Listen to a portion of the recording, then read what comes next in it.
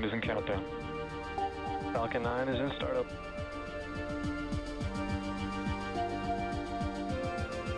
Dragon, SpaceX, go for launch.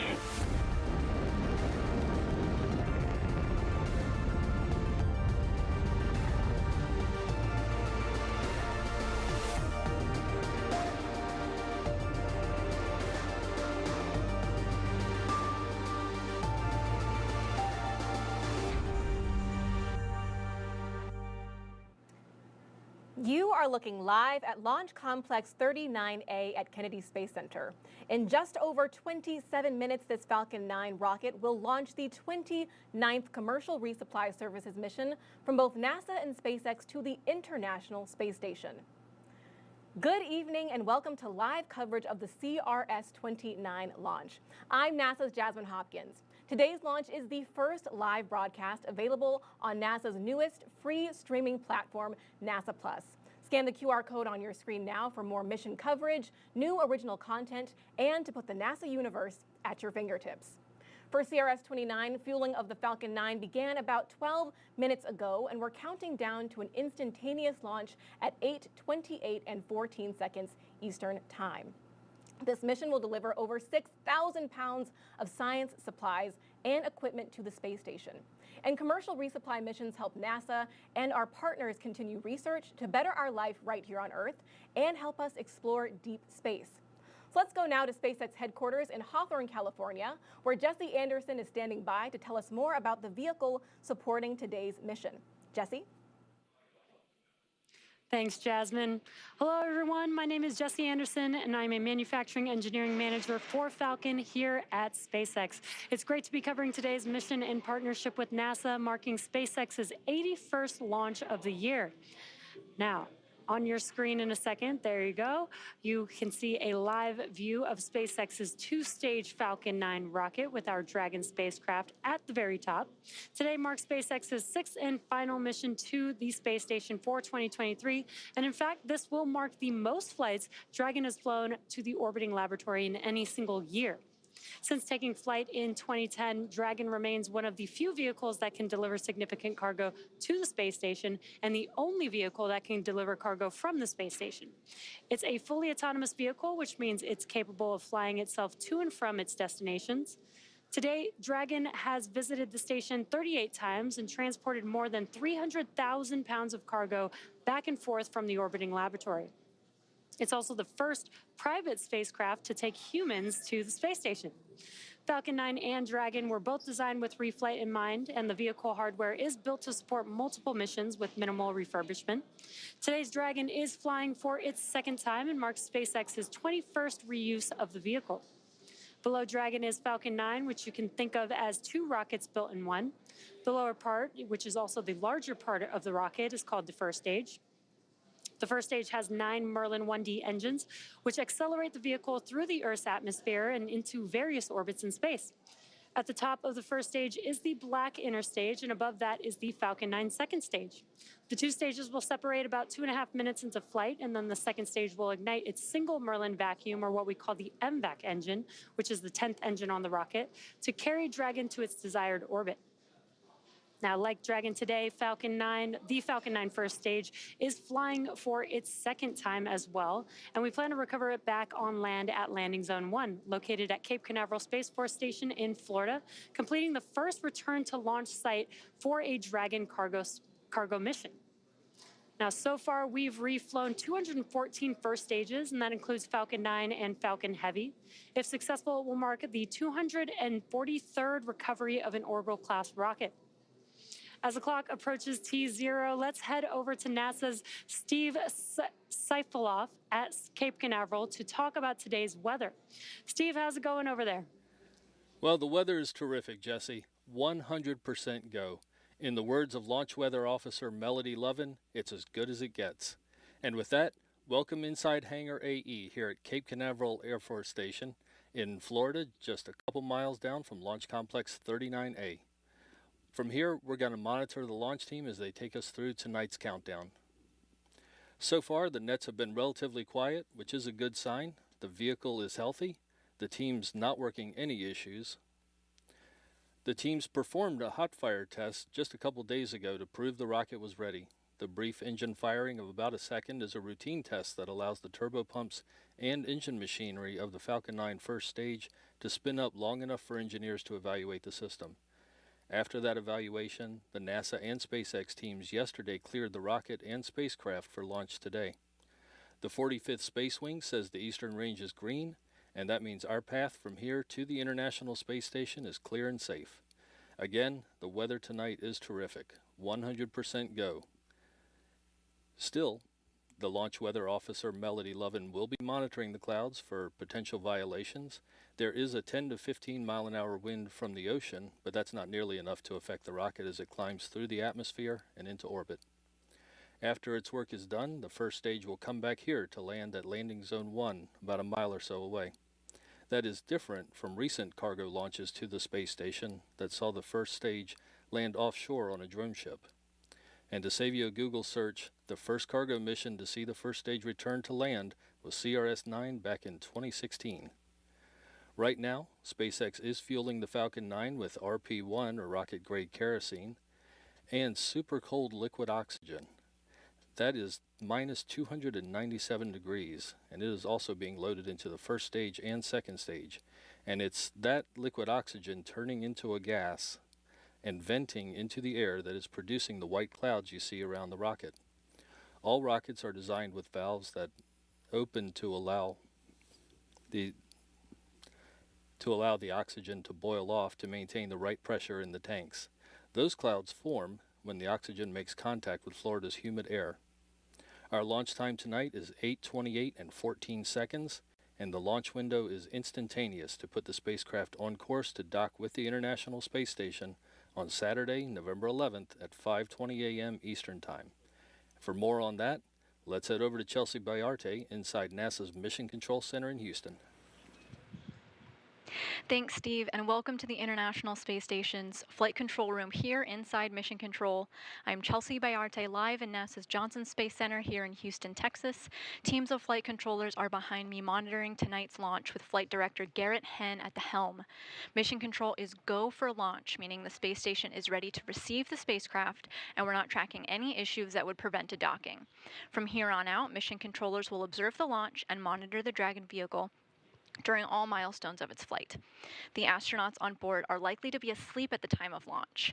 There are 7 people living aboard the International Space Station now: NASA astronauts Jasmine Mogbelli and Laurel O'Hara, Andreas Mogensen from Denmark, Satoshi Furukawa from Japan, and Roscosmos cosmonauts Konstantin Borisov, Oleg Kononenko, and Nikolai Chub.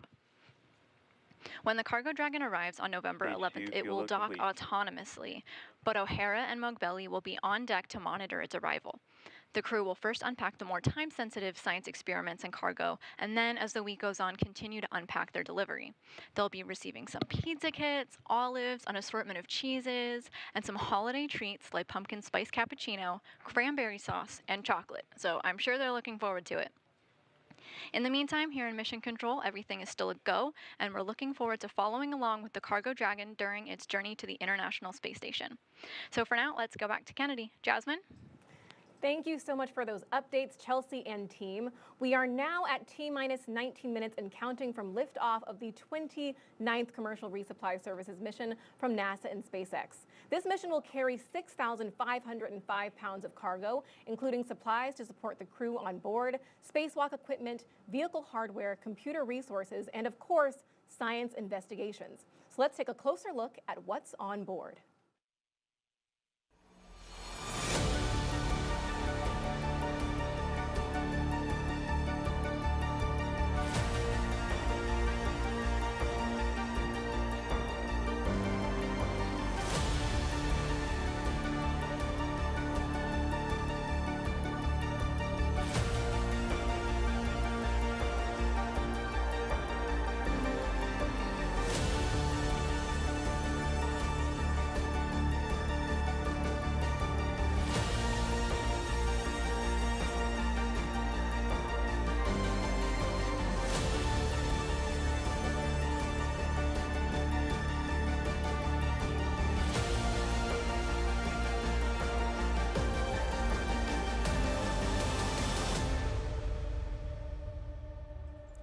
Launching on this mission is part of NASA's first two-way laser communications relay system known as Illuma-T. After attaching to the outside of the space station, this laser communications terminal will send and receive data through NASA's LCRD satellite on orbit. Using invisible infrared light, laser communications can transmit data up to 100 times faster than traditional radio frequency systems. Illuma-T brings this capability to the International Space Station, enabling more data to be transmitted and received. And of course, more data means more discoveries. Also on this mission is the atmospheric waves experiment known as AW. This heliophysics experiment will capture the first global observations of atmospheric gravity waves that form near the surface and impact Earth's upper atmosphere. Increasing our understanding of these waves could teach us more about Earth's atmosphere, climate, and near-Earth space weather. AW is also part of what NASA is calling the Heliophysics Big Year, a global celebration of solar science and the sun's influence on Earth and the entire solar system. Our work in low Earth orbit is, of course, paving the way to deep space as we shoot for the moon and beyond. Around this time last year, Artemis 1 lifted off, and for Artemis 2, NASA plans to send a crew of 4 astronauts around the moon farther than humanity has ever gone before. To learn how about we're getting there, let's check out our Artemis Moon Minute.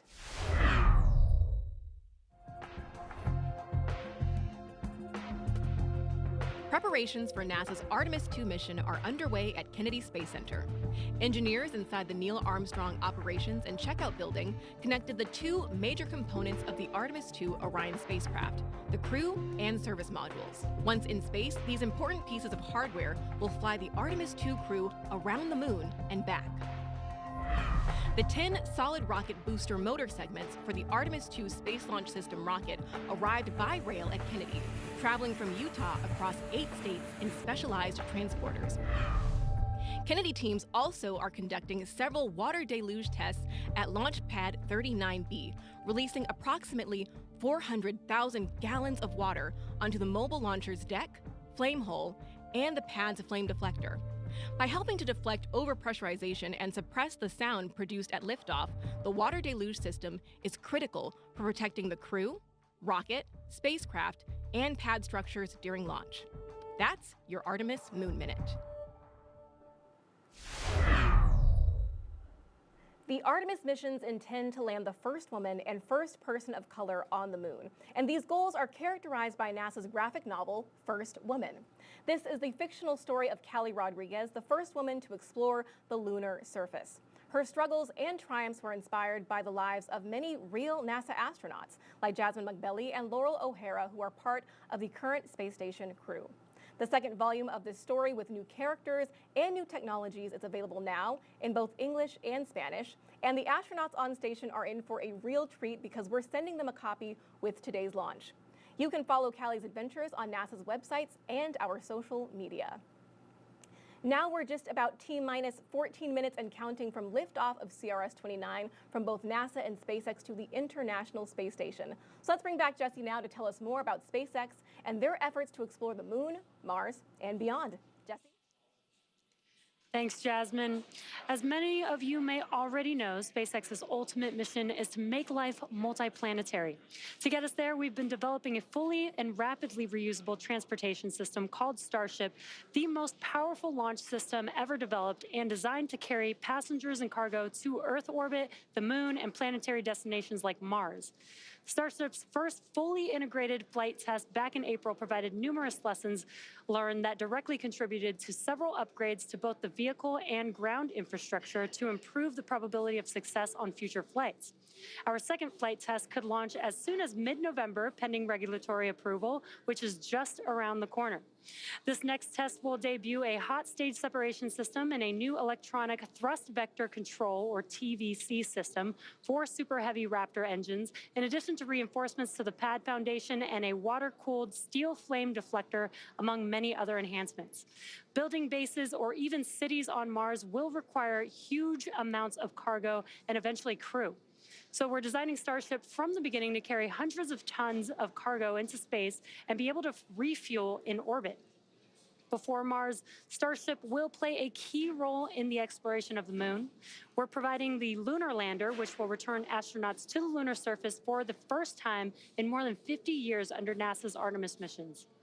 With the ability to deliver cargo and people to the lunar surface, we'll be ready to help humanity build a sustainable presence on the moon and learn how to live off-world before the next steps to Mars. Today, however, we are going a little closer to home with our Dragon spacecraft, where all of our learning on human space transportation began. And all the work and advancement we continue to make with Dragon in low Earth orbit will continue to pave the way for our future deep space missions with Starship. And now I'll turn it back to Jasmine at KSC to take a look at one of the payloads flying on today's mission. Jasmine?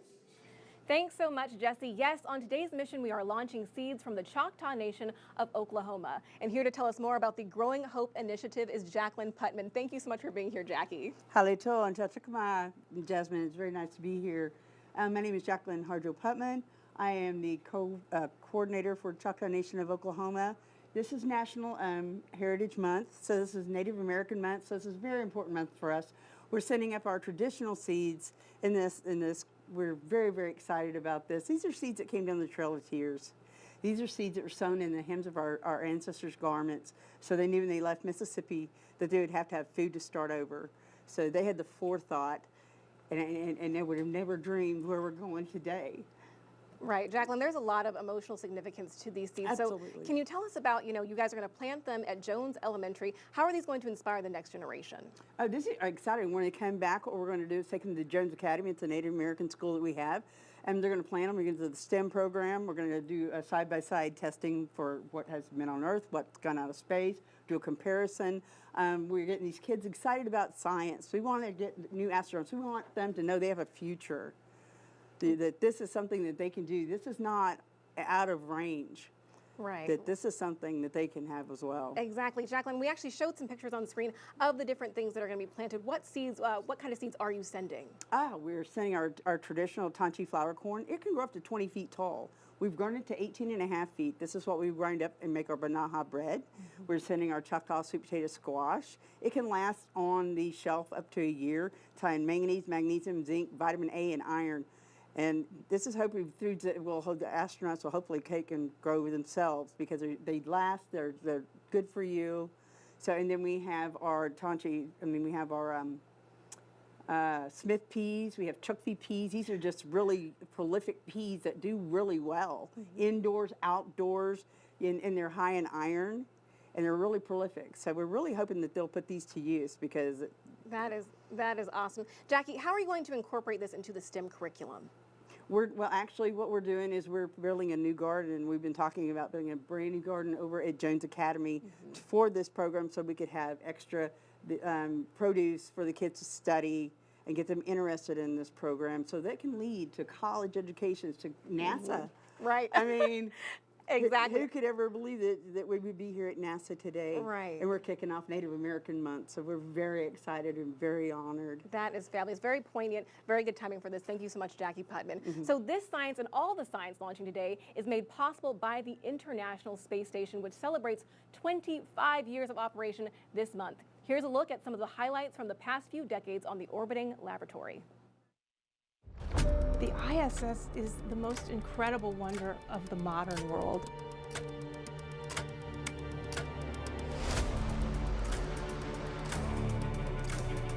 Christina Cook, the first one through the hatch.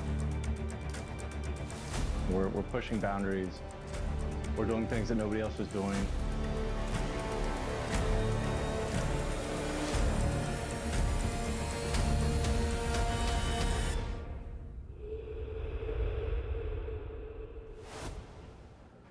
To learn more about the space station turning 25, keep an eye on NASA's social media channels for a video series debuting this Monday, November 13th. The space station truly is a wonder. It is the third brightest object in the sky, and measuring about the size of a professional football field, it can be seen with just the naked eye. As it orbits the Earth at over 17,000 miles per hour, NASA is making it easier than ever for you to spot the station. Scan the QR code on your screen now to download the all-new Spot the Station app on your mobile device, available on both iOS and Android.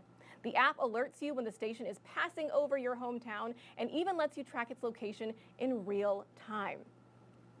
Right now, there are 7 people living and working on the space station, making up the Expedition 70 crew.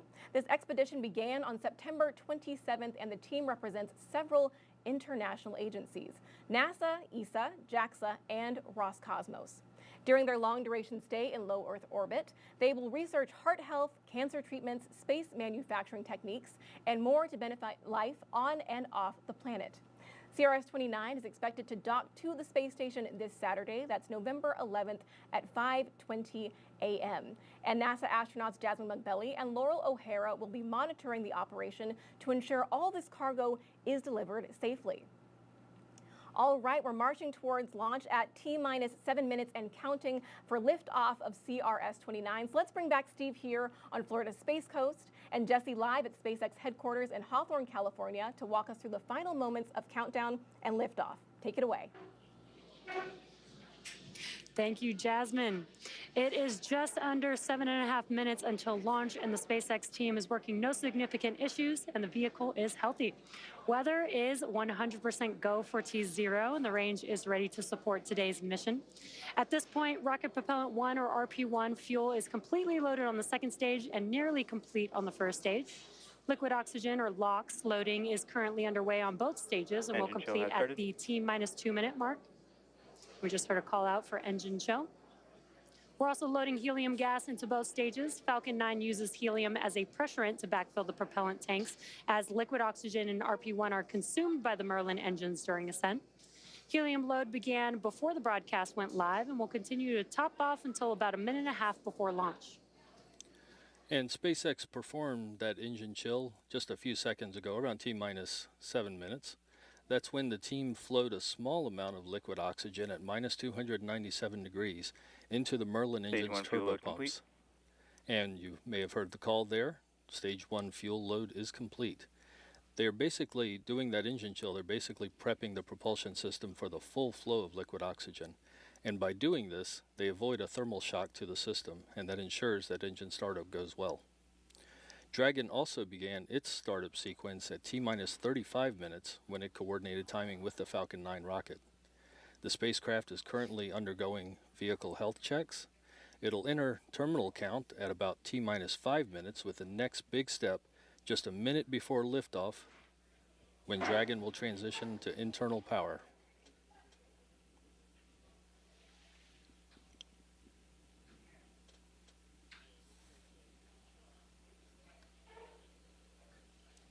And you can see on your screen there are clamp arms beneath the Dragon vehicle.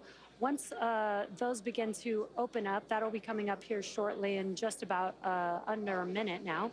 Those clamp arms will open up, and that'll allow the transporter erector, which is that large trusted structure that you see on your screen next to the vehicle, that will begin to retract away from the vehicle. The transporter erector, the TE, is used for vehicle rollout and to route on internal power. to route propellants and electrical power to the vehicle in preparation for launch. Now, once the clamp arms are fully opened, that'll allow some room for that TE to be able to move back from the vehicle. In these last few minutes before T0, Falcon 9 is performing final health checks on its primary communications, avionics, and propulsion systems in preparation for flight. We may hear callouts that engines are sufficiently chilled as we get a little closer to liftoff, and then we did hear that call out that they are preparing for strong back retract. That is the TE that I just mentioned. And maybe a little hard to see, but the clamp arms should be opening very slowly there. Again, they are the arms just below the Dragon that you see there on your screen. And there you can see those clamp arms opening up. And again, as a reminder, the booster on your screen is flying for its second time and will be landing back on land at landing zone 1, which is not too far from the launch site. And there you can see that the clamp arms look like they're fully open now. That transporter erector can now begin to move away from the vehicle. It will also be pretty slow and slight, but just enough to allow some room for the vehicle for liftoff. And at T-minus 3 minutes, 22 seconds and counting, we are waiting for a call for Stage 1 liquid oxygen loading complete. This launch will take about 6,000 pounds of hardware, crew supplies, and science to the space station. Stage 1 LOX load complete. And there we have the call we were waiting for. Stage 1 LOX load complete. That is the liquid oxygen. One of the larger pieces of equipment that CRS-29 is carrying tonight is a technology demonstrator. It's called Illuma-T, and it'll transmit data to Earth on lasers. Those lasers can hold a lot more data than previous communications equipment, and this trial will show how that rush of data can help researchers learn a lot more about their work on the station. Dragon will be docked to the space station for about a month before returning home.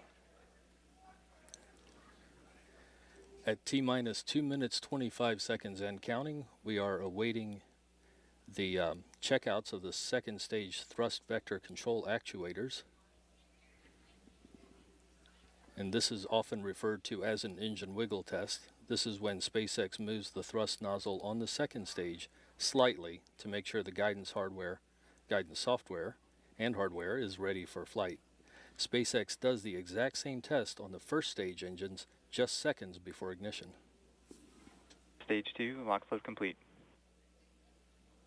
And great call out there. Stage 2 LOX load is complete, which means that propellant loading is now complete on both stages of the Falcon 9. Dragon is also performing its final health checks to make sure that all the vehicle's primary systems are ready for its rendezvous with the International Space Station. You may have noticed that there's some white clouds around the vehicle there on your screen. Those clouds are normal. That is the chilled gas above the tank liquid surface for the liquid oxygen that we vent out overboard to maintain pressure in the tank as needed. And once that cold gas comes into contact with that warmer air, it creates those white clouds that you see there. And we are at T-minus 1 minute, 5 seconds and counting. Soon the Falcon 9 computers will enter startup mode. Falcon 9 is in startup. And there we have the call from the launch director. Falcon 9 computers have entered startup mode, and the Dragon spacecraft is on internal power. Both stages are now pressurizing for launch. And LD, go for launch. And there we have the on-time call of the SpaceX launch director verifying we are go for launch this evening. Liftoff scheduled for 8:28 p.m. Eastern Time and 14 seconds. At launch, the International Space Station will be flying 459 miles over the Arabian Sea near the coast of Oman. We are 15 seconds to launch and counting. 15 seconds and counting.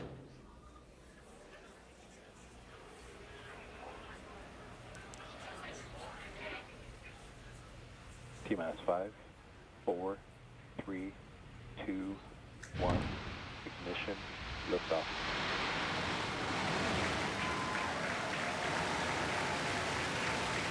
And liftoff of CRS-29 carrying cargo, research, Full and a laser downrange. and a laser communication. Engine pressure is nominal. A laser communications demonstrator to the International Space Station, now in its 25th year of orbital operations.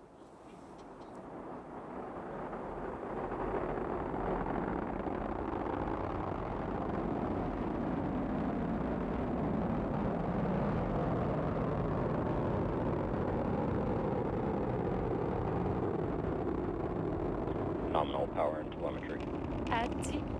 At T plus 40 seconds, Falcon 9 has successfully lifted off from historic Launch Complex 39A in Florida. We are now coming up on max Q in just about 15 seconds or so. That is the Falcon point 9 of is maximum supersonic. aerodynamic. That's the point of maximum aerodynamic pressure that the vehicle will go through during its flight.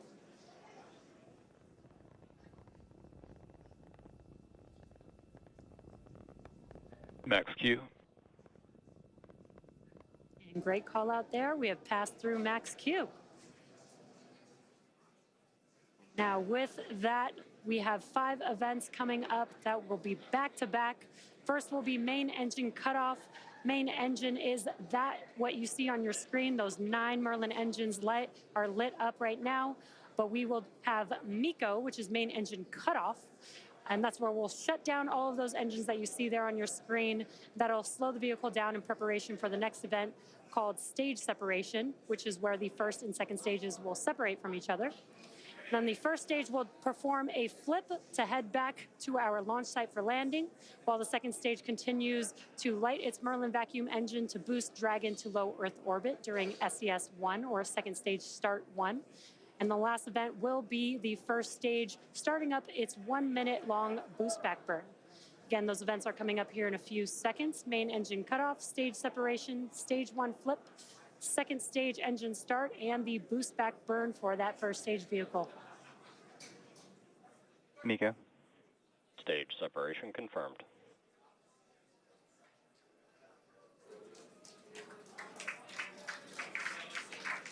Stage 1, boost back startup.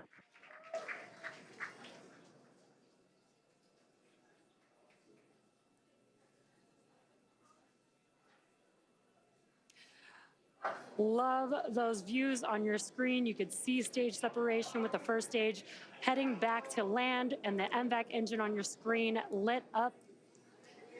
And on your left-hand side there on your screen, you can see the first stage in its boost back burn. Some really awesome views there. On your right-hand screen is a view from the second stage looking at the MVAC engine.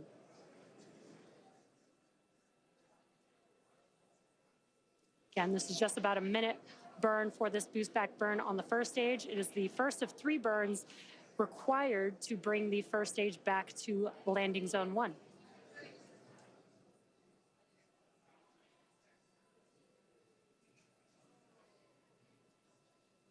Stage 1, boost back shutdown. And we just heard that call out, and you can see as the engines shut down on your screen, that concludes the boost back burn for the first stage vehicle. If you're just tuning in, you're watching a live webcast for the 29th commercial resupply mission to the International Space Station for NASA. This is SpaceX's 81st mission for 2023 and the 6th and final Dragon flight to the International Space Station this year. We lifted off from Kennedy Space Center's Launch Complex 39A just about 4 minutes ago. And as a reminder, today's mission marks the 2nd flight for this Falcon 9 booster, which previously supported the Crew 7 launch earlier this year in August. This is also the first return to launch site for a cargo mission, which helps improve refurbishment and relight times for Falcon 9.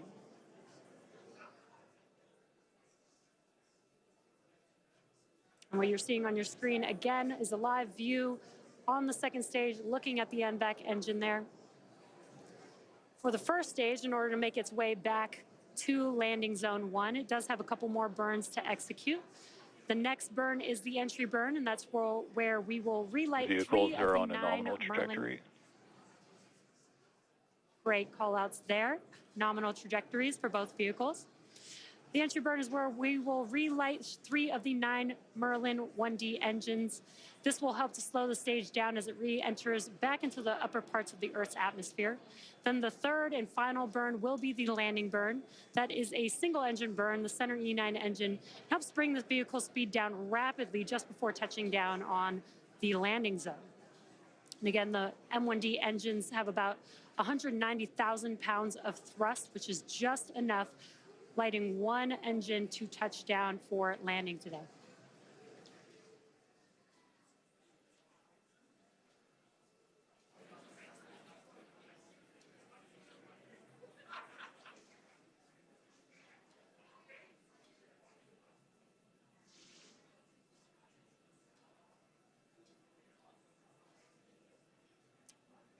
We are just about 15 seconds or so away from that entry burn beginning on the first stage vehicle. We do use 4 grid fins on the first stage to help guide the vehicle back to its landing zone. They are 4 hypersonic grid fins comprised of titanium that are positioned near the top of the first stage. Stage 1, entry burn startup. There's that call out. The entry burn has begun. This burn will last just about 15 seconds. Stage 1, entry burn shutdown. And very quick burn, but as you can see, those engines shut down on your screen. That concludes the entry burn for the first stage vehicle. And you can kind of see the grid fins there with a little gleam of light on your screen.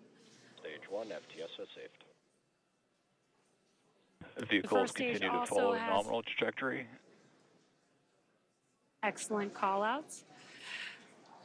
The first stage vehicle also has 4 landing legs near the base of the vehicle, and that they Stage 1 are transonic. They're deployed just a few seconds before touchdown of the vehicle. And if successful, this will mark the 243rd time that we've recovered a first stage booster, and that includes Falcon 9 and Falcon Heavy missions. Stage 1 landing burn. There's that call out. The landing burn has begun. You can see it there on your left-hand screen. Let's watch as Falcon 9 touches down. Stage 1 landing leg deploy.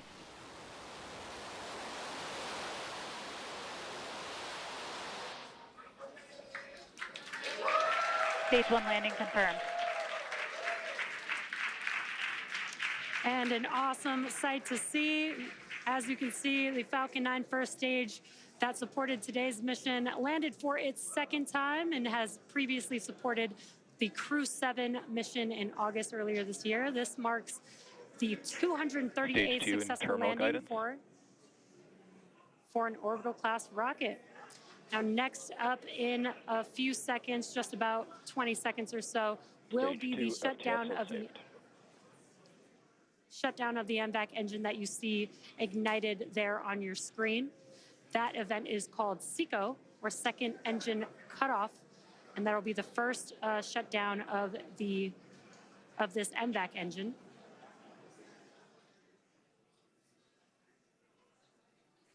SECO.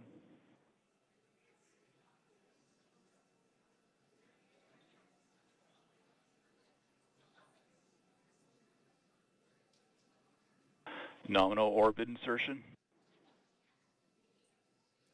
Great news. We have just had SECO and heard a confirmation of good nominal insertion. At T plus 9 minutes into the mission, we are coming up on the last major task for Stage 2, commanding separation of Dragon, which is a couple minutes from now. We expect to have a live video of Dragon separation from the trunk looking back at Stage 2. CRS-29 will be joining the Crew 7 vehicle currently on orbit. So we'll be back to having 2 Dragon spacecraft docked at the International Space Station. As for cargo, today we will be delivering more than 6,500 pounds of science, research, crew supplies, and vehicle hardware to the orbiting laboratory and its crew. And to date, SpaceX has sent and brought back over 300,000 pounds of crew and cargo to and from the space station.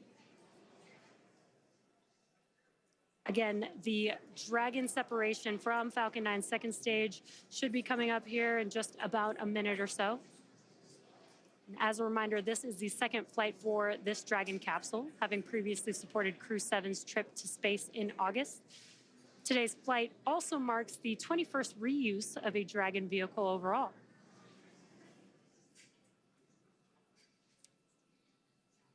Dragon has 16 Draco thrusters, each with the capability to deliver 90 pounds of force. There are 4 pairs of these 3 thrusters spaced evenly around the capsule, and that helps control and guide the vehicle, as well as 4 forward bulkhead thrusters underneath the nose cone. Now today, the vehicle does not have Super Draco thrusters, seats, or life support systems, as it's not carrying crew, and this saves on weight in space and also allows for a faster refurbishment time.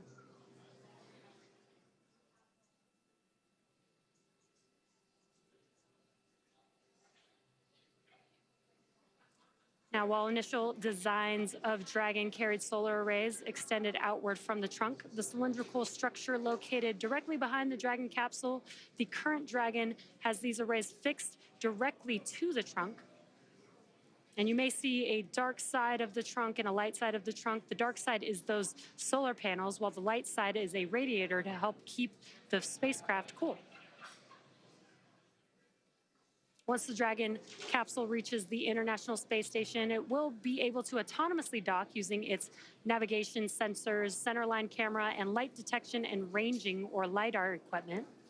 The Dragon capsule is connected to the trunk beneath it via the trunk claw and connects thermal control, power, and avionics system components between the trunk and the capsule. And another fun fact, once on station, Dragon can serve as an extra module for science payloads lacking room on the space station, which we refer to as Extend the Lab. Dragon separation confirmed. And there you can see on your screen, the Dragon spacecraft has separated from the Falcon 9 second stage.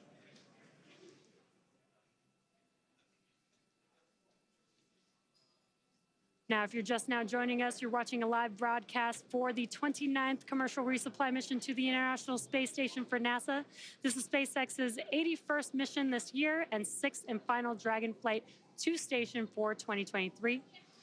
We lifted off just about 12 and a half minutes ago from NASA Kennedy Space Center Launch Complex 39A in Florida. And coming up in just a few moments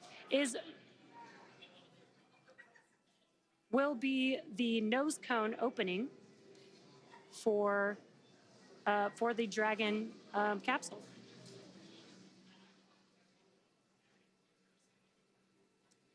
All right, so that will do it for me here in Hawthorne. So we are going to send it over to Chelsea in Houston to talk us through the nose cone opening. Chelsea? Thank you, Jesse, and welcome back to the International Space Station's Flight Control Room.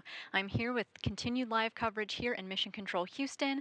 We got a view of launch up on the monitors here in the room, and just like you saw at home, the Cargo Dragon spacecraft is making its way to the space station as we speak. As Jesse explained, the spacecraft has already gone through a number of milestones.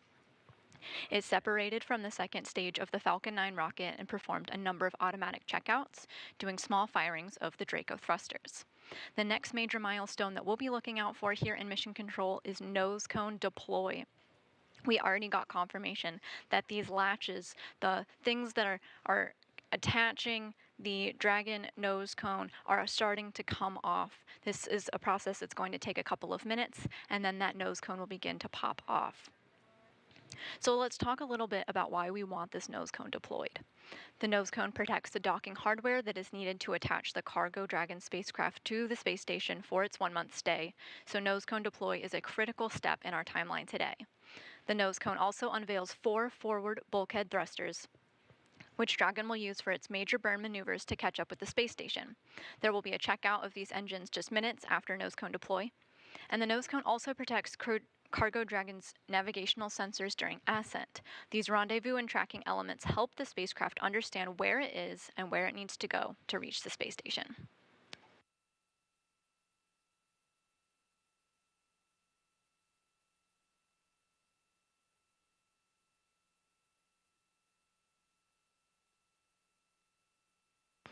So overall, the nose cone is there to protect the docking hardware, the forward bulkhead thrusters, and the rendezvous and tracking elements during launch.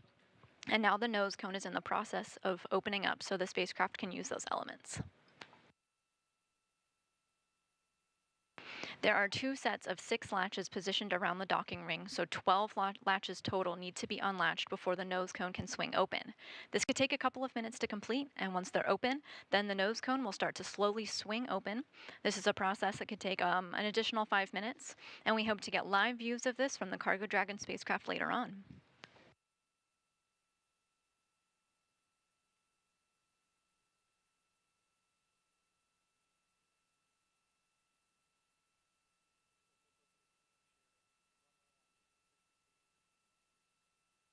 This mission is all about cargo. It's astronaut food, it's science experiments, it's hardware, all being delivered to the crew's doorstep in space.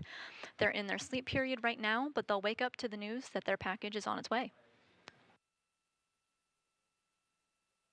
NASA astronauts Laurel O'Hara and Jasmine Mogbelli will monitor the spacecraft's arrival on Saturday. We're waiting for confirmation of a good nose cone deployment of the spacecraft, which can take a few minutes for those latches to open. But after the nose cone is open, Mission Control will continue to monitor the spacecraft's journey, including a scheduled phase burn that the Cargo Dragon will perform autonomously.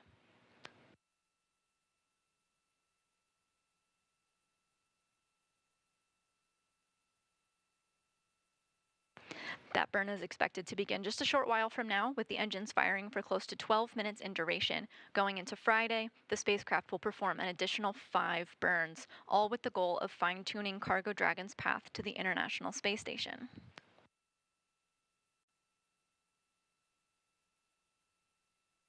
Moving on to early Saturday here in Houston, the spacecraft will be in the vicinity of the space station.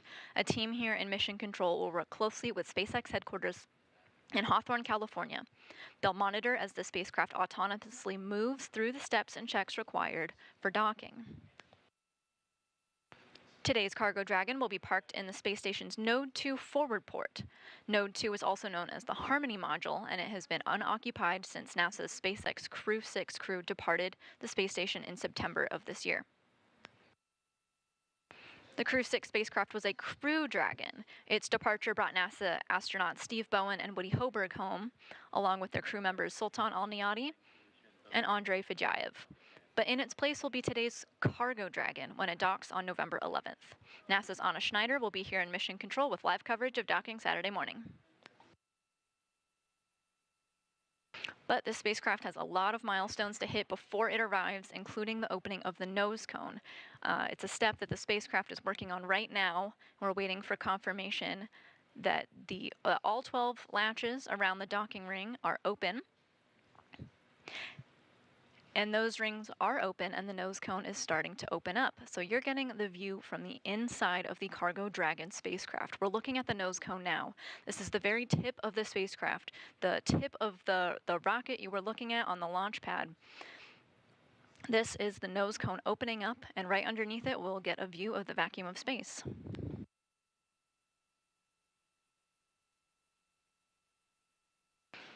This nose cone will stay in this open position until the very end of its mission, closing once again just before the spacecraft re-enters Earth's atmosphere to provide some additional protection to that same hardware.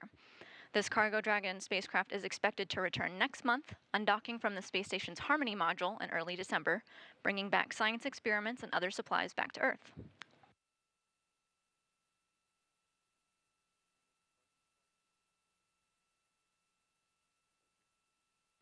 Again, on your screen, you were seeing some motion moments ago. This is the nose cone of the Cargo Dragon spacecraft opening up. This maneuver was allowed by 12 latches that unhooked themselves, one set of 6 at a time, allowing free motion of the nose cone that you see in motion here.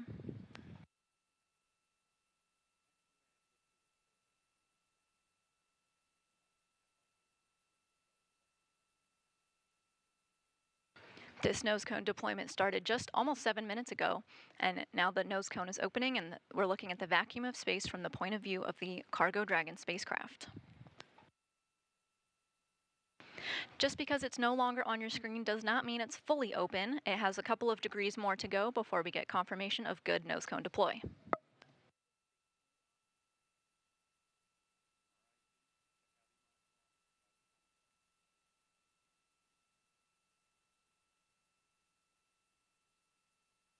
As a reminder, opening up this nose cone allows for access to the docking hardware underneath, critical for the Cargo Dragon spacecraft to attach itself to the space station. It also unveils the forward bulkhead Draco thrusters and navigational sensors that Dragon will help to understand its position in space and also make it find its way to the space station.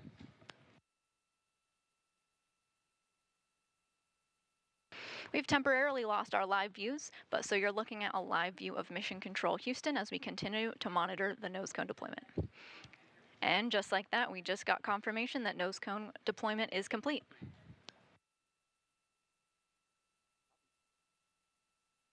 This is a critical milestone for the Cargo Dragon spacecraft on its way to the International Space Station. Once again, we got confirmation that the Cargo Dragon nose cone has deployed. I do have a special guest joining me today. Joining me on the phone is Christy Depletion, Deputy Manager of the International Space Station Integration Office. Christy, are you with us? I'm here. Thanks, Chelsea. Christy, awesome launch today. I want to ask you a couple of questions about Dragon. So when it arrives, the crew schedule gets increasingly busy with science and research. Can you tell us some of the important work that they'll be doing? Sure. That was a beautiful launch. Oh my gosh. And the booster landing was amazing. So the crew is very busy when it arrives. They're actually very busy even preparing for Dragon before it docks. The crew talks with payload developers to prepare for experiments they'll be doing.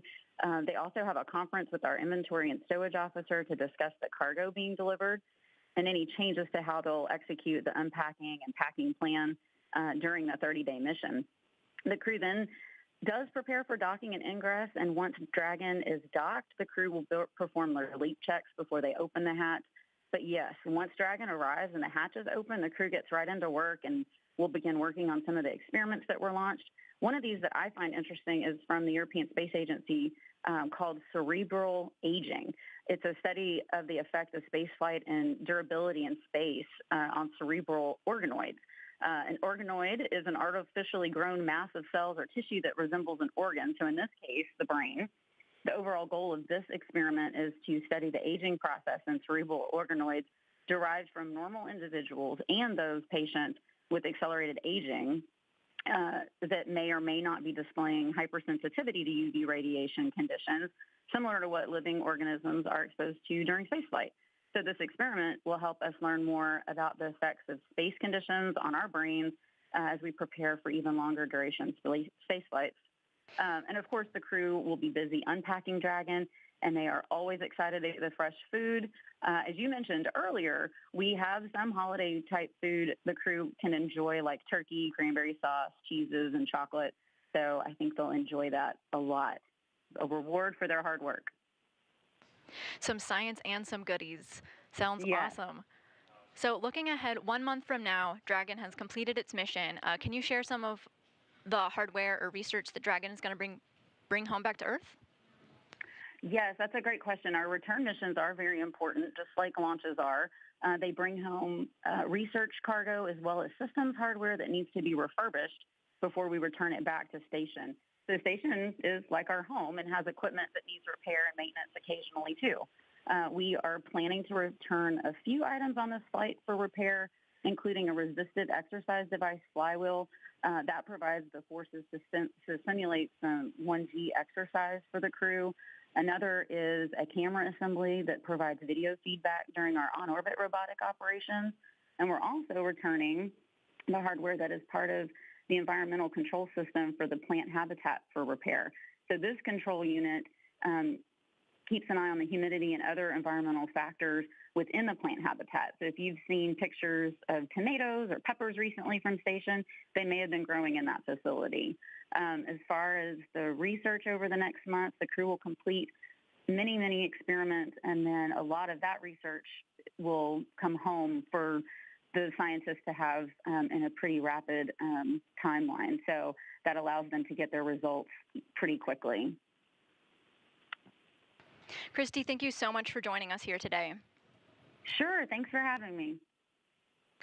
So back here in the International Space Station's flight control room, flight controllers are going to continue monitoring the next milestones of the Cargo Dragon as it makes its way to the International Space Station.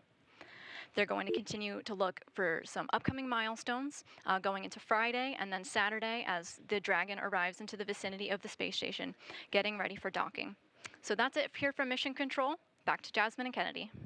Thank you so much, Chelsea. That's going to wrap up our launch coverage of the 29th Commercial Resupply Services mission from both NASA and SpaceX to the International Space Station. As a reminder, docking is set for Saturday. That's November 11th at 5:20 a.m. and live coverage for that operation is scheduled at 3:45 a.m. Eastern. Thanks again for joining us tonight. We'll leave you with a replay of the beautiful launch. And until next time, go NASA, go SpaceX, and go CRS-29.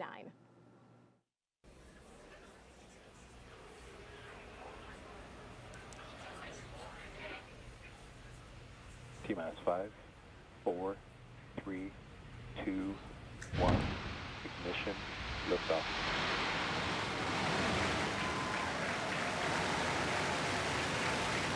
And liftoff of CRS-29 carrying cargo, research, Vehicle pitching downrange. And a laser communication. Engine pressure is nominal. A laser communications demonstrator to the International Space Station now in its 25th year of orbital operations.